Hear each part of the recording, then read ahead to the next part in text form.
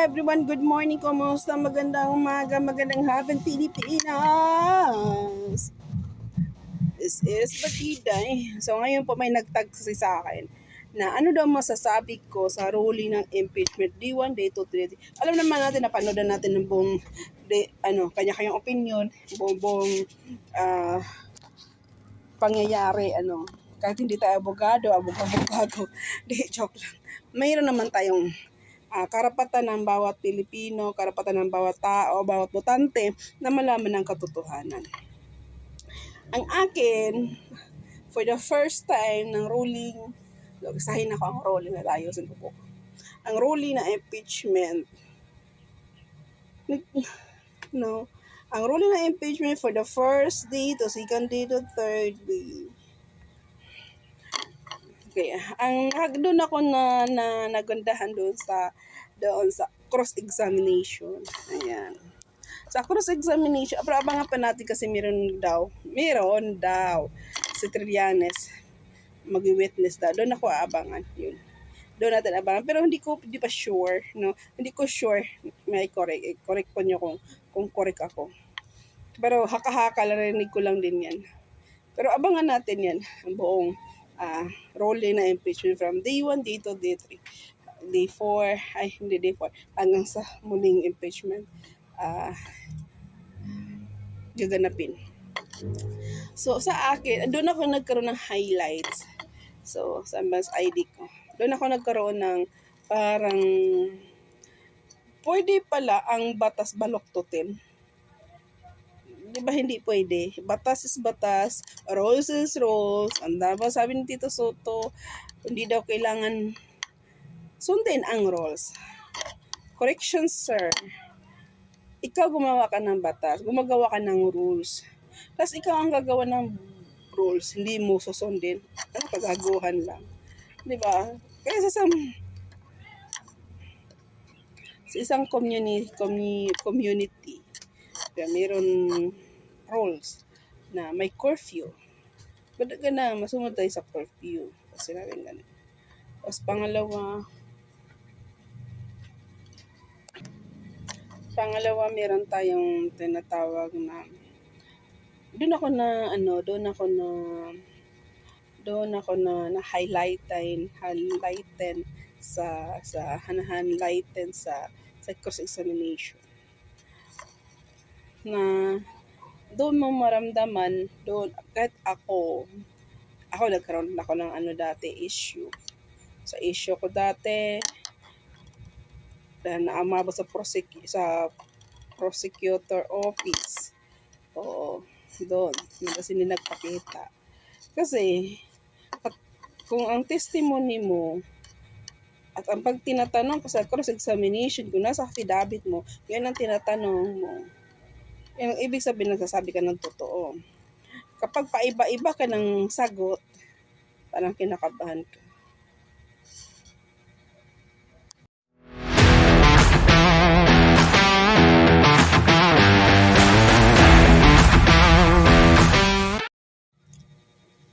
Kung nagsabi ka ng totoo, kailangan dire-diretso yun ang sagot mo. So sa tingin ko, itong abogado na to, libutan. Basta yun, yung attorney ng isang, nervasa kasi doon sa defense. Dito ano ba pangalan nun? Basta ipa-flash ko na lang dito yung mukha niya. Sabi niya, puro siya objection. Pag ganun puro ka objection, no, ibig sabihin may tinatago ka. I address to you, sir. Itong attorney na ito, lingutan, basta. Titingnan ko muna anong pangalan niya tunay. Si attorney Ligutan. To you, sir. Parang masyadong halatado na masyado kang halatado na hindi totoo ang sinasabi mo. Lahat dito ay affidavit lang yata gawa ninyo. Kasi bakit? Panay ka object. Out of 12, you are 22. O, di ba? Di pa nga tapos yung question, di pa katapos yung hindi nagtatanong, object ka kaagad. So bakit? Anong pagkinatakaw mo? Yun ang tanong ko sa'yo. First duwan, 3 days pa lang mula nag-umpisa pa lang, hindi, ito ha, wala akong panigan, both. Pero sa observation ko, sa akin, mayroong tinatakutan ito sa Attorney Ligutan na na na itanong.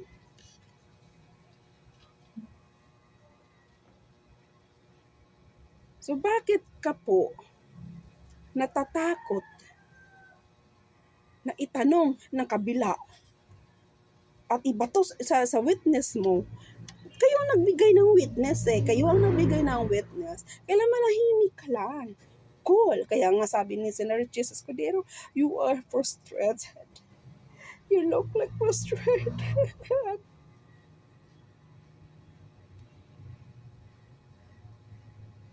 Frustrate ka. Halatado, sir. Halatado. Kaya ako pa sa inyo, itigil na ninyo yan. Kasi ha, matatalo rin kayo.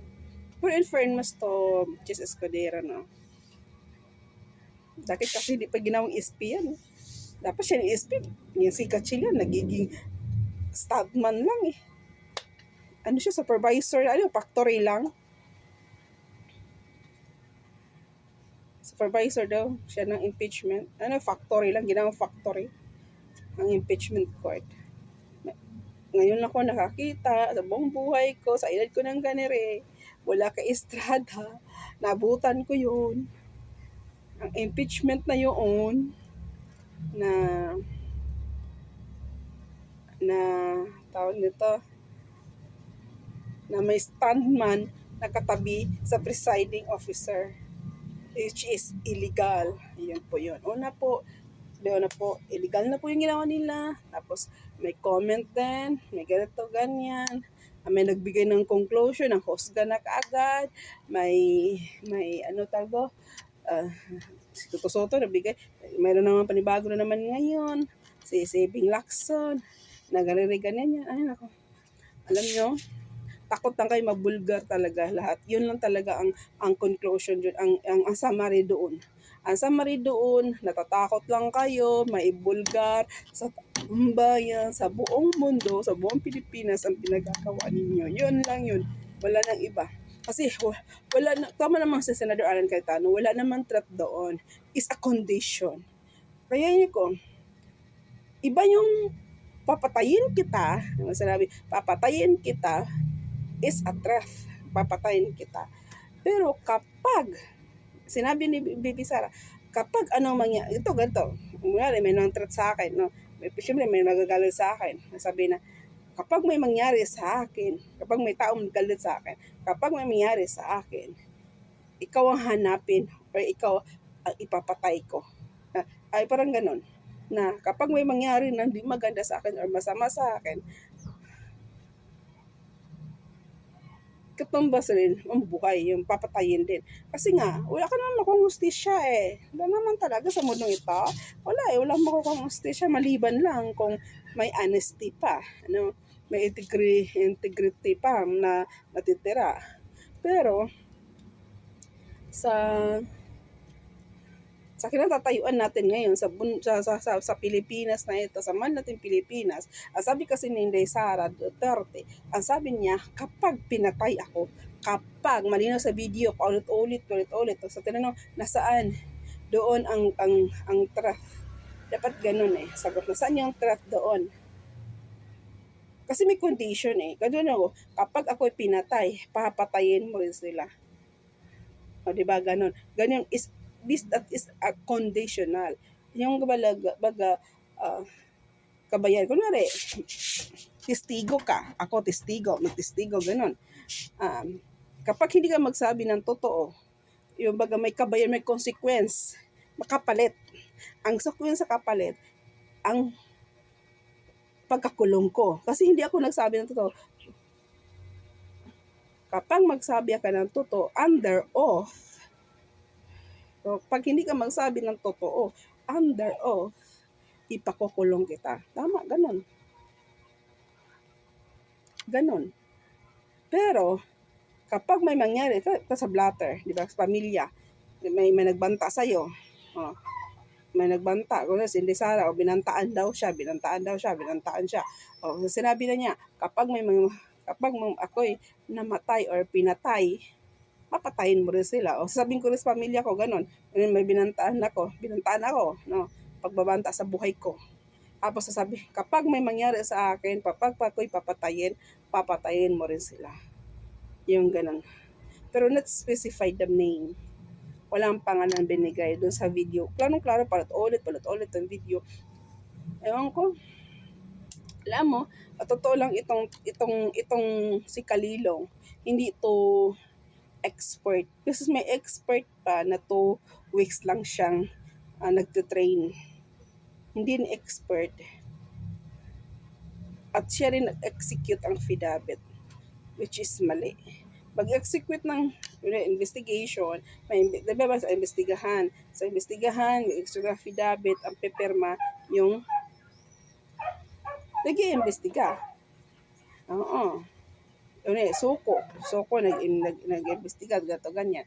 Tapos ngayon, ang mag-execute ng affidavit, yung Soto. Tapos, may authentication din from the boss. Ganun ang mangyari. May pirma rin ng boss. Ewan ko lang. Malabo eh.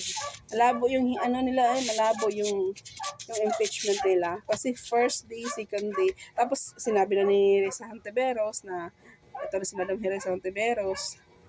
Ito mo, nagsayang talaga ng oras, panahon, pera, lahat-lahat ng impeachment na ito. Ang bakit? Kasi may namumuliti ka rin na dapat kasi hindi nasasabihin ng ganun. Na-conclusion ka agad, Lord, ito bang kay Senador Risa Hontiveros, masyado kang halata, madam, sa pinaggagawa mo na ang aga pa lang 26 pa lang ngayon, nangangampanya ka na. Atat ka na makuha ang posisyon. Huwag ganon. Dapat professional.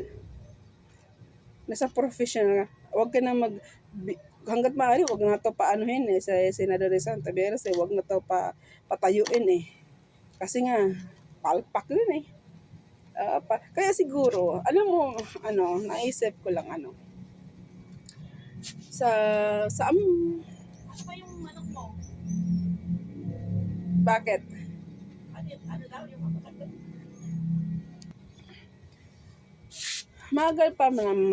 Maaga pa masyado para mamulitika tayo, mangampanya tayo. Baka mamaya may ilang kakabagsak mo for the sake of the advice, no? Na masyadong maaga, sino pa masyado, kailan nila. Ito rin, tatawan na ako, sobrang atat, doon ka bumabagsak. Also kasi sa Tito Soto dati, sinasabi niya ngayon na gusto rin siyang tambayan. Hindi. Kung gusto ka ng tambayan, sana nanalo ka ng Vice President. Bakit nilampaso ka ni VP Sara?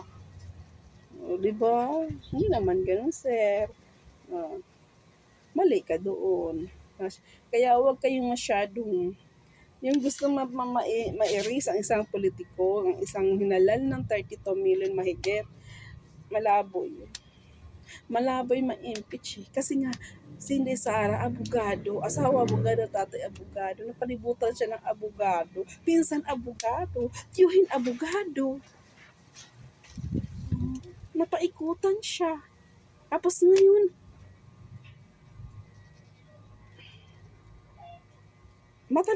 matalino, marunong maglaro si BP Sara, magaling at saka in fairness to Chis Escudero, smooth ang kanyang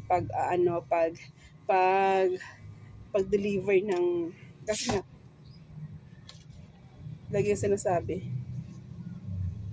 continue Council of Defense to asking. Kasi kaya nga po na may cross-examination para malalaman mong credibility ng isang tao, yung integridad ng isang tao, nagsasabi ng totoo. To Attorney Ligutan, tumigil ka na dyan sa kakaastig mo.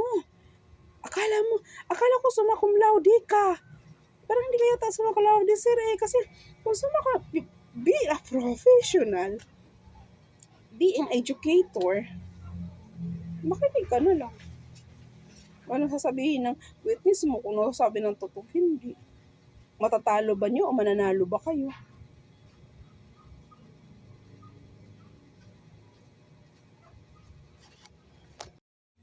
So, ayun po.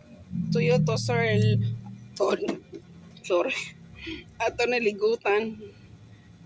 Masyado kang tense, sir. Masyadong halata. Masyadong, sa contest pa yan, masyadong kalmado. Parang kinakabahan. Kulba pa, sir. Kaya mapildi na ka. Lawayan mo, sir. Oy. Ayun lang akin. Way pa na object, sir. At panay insert the conversation. Kasi nga, parang masyadong papansin din na halatado na kabado ka. Sama yung sabi kahit kami nanonood, kami rin sabi ni Bam Aquino na para maintindihan, mailatag na mabuti, no? Maintindihan para ang nanonood rin ng taong bayan naintindihan, para mahusgahan na nila, parang ganun, para smooth, no? Kasi ang iba dyan, notes pa yun. Kaya yun lang po, ang aking masabi, masyadong halatado si Attorney Ligutan. Sabi ni Clerk Castro, masyado daw magaling. Hindi ako nagagalingan. Kasi kung magaling ka, hindi ka interrupt eh. Kasi parang nag-ano kayo ng witness, pero natatakot kayo sa witness ninyo. But ito witness naman, syunga din. Alam mo, sabi ko syunga. Kasi nga halatado rin siyang hindi nagsabi ng totoo. Kasi kung nagsabi ka ng totoo, sino ba yun? Ninakaw ba to? Alam mo may kinakabahan ka na hindi, alam mo na ginawa mo. Pero kung hindi mo ginawa, relax ka. Nagsabi ng totoo kasi nga, hindi mo man ginawa. Ganun. So, sa akin lang, masyadong wag, puro objection kasi masyadong halata. So, kung sa maraming objection, doon ang maraming pero to, sabi ni Claire Castro na magaling.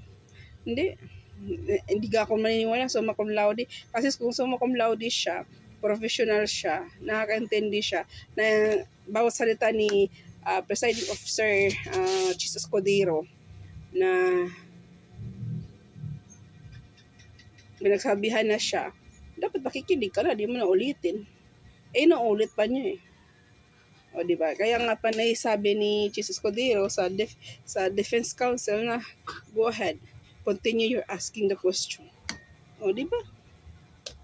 So, tingnan pa natin sa sunod pa ng laban. Kasi bilang tayo sa 32 million, kasi nabudol tayo sa presidente. Yan yun, nabudol tayo sa presidente.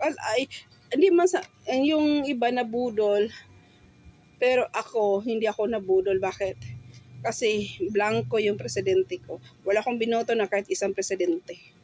Kasi ayaw ko. Gusto ko vice president to senador. Senador ko nga hindi ko nga na straight vote yung yung kalyado ni VP Sara eh. May siguro mga 5 lang binoto kong senador. Ganun lang. Hindi ako wala akong binoto na, pag sinabing ayaw ko. Kasi hindi mo mapipersa ng isang tao na ayaw eh. Diba? Pero sa vice president doon na ako, binoto ko sa vice president si VP Sara. So, kasi Bisaya ako. So, naintindihan naman natin step by step yung napanood natin. Kasi lang, may mga punto na tayo hindi tayo abogado, no? Pero ako, pulsay ako. Nakapag-aral tayo sa pulsay, tinuturo rin ang batas. No? Pero, kasi pulsay, political science, prepare for, siya, lawyer or criminology or education, ganun.